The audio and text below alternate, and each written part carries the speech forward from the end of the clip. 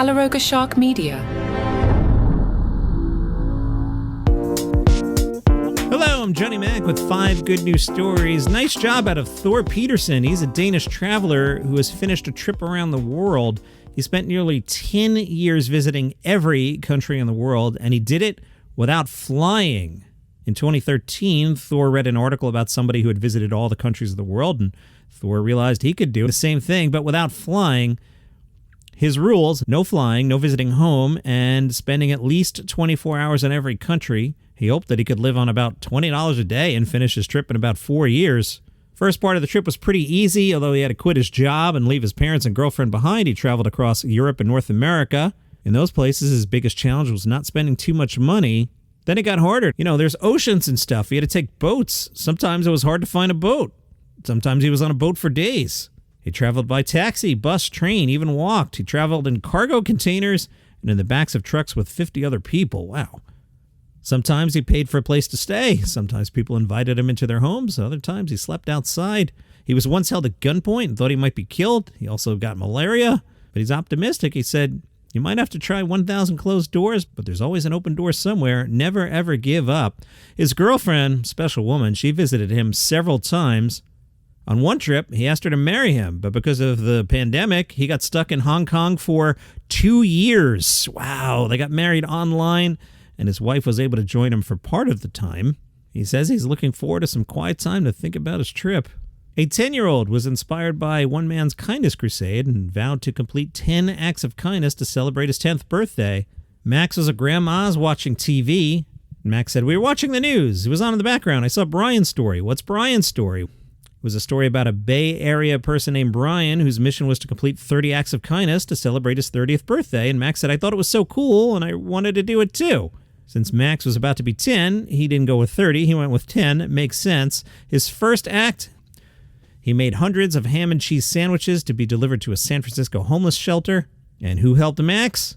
Brian. Nice job, everybody. Staying in the Bay Area, Andy Wang goes by the moniker Pangweather. He's traveled across the Bay Area cleaning up illegal dumping sites. He then uploads time-lapse videos of before and after photos. He says, "It's like an art. Seeing the before and afters, what's underneath the trash. Basically, I'm just trying to show people that actions have consequences, good and bad consequences. Bad if we do nothing, and this is what we end up with. Good if we take the time to think about what we did and not illegally dump."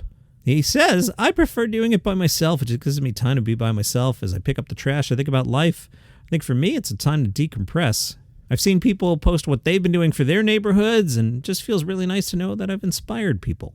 Good news if you're a Monarch butterfly. You guys are doing a lot better. The last couple years, we heard that the numbers had dropped.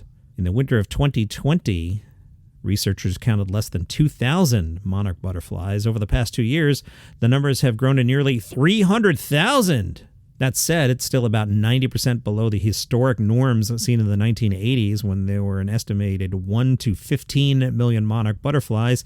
I've never counted butterflies, but 1 million and 15 million seem like very different numbers, guys.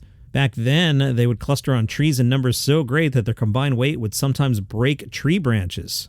Emma Pelton oversees some of the counting and says people get excited about these year-to-year variations. Compared to 2020, it definitely looks better, but when we zoom out and look at the numbers 3 decades ago, we can see there's a long way to go. If you want to be a butterfly counter, you typically work in a pair. You do your work in the early morning just after sunrise when it's too cold for the monarchs to fly. They're usually just on the tree branch, and you can count them pretty easily. They wait for the temperatures to warm above 60 degrees. Then the butterflies take off and search for water and nectar. Emma reminds us, without insects and plants, we don't have a planet. Congratulations to Dr. Deepsea. He's Joseph DeTourie, and he just spent 100 days living in a small room underwater. He beat the world record. The old record was 73 days. The hotel is 22 feet under the ocean surface in a protected area in Key Largo. Dr. Deepsea wanted to learn how the pressure would affect the human body over time. In the undersea room, he was living with pressure that's about 66% greater than the pressure on the surface. He believes that high pressure could help people live longer and stay healthier as they get older. He exercised in the morning, he kept teaching his college classes, and he had online chats with over 5,500 students from 15 different countries. During his time undersea, he became half an inch shorter. He also said he was able to sleep much better, and when he got back to the surface, he was happy to see the sun again.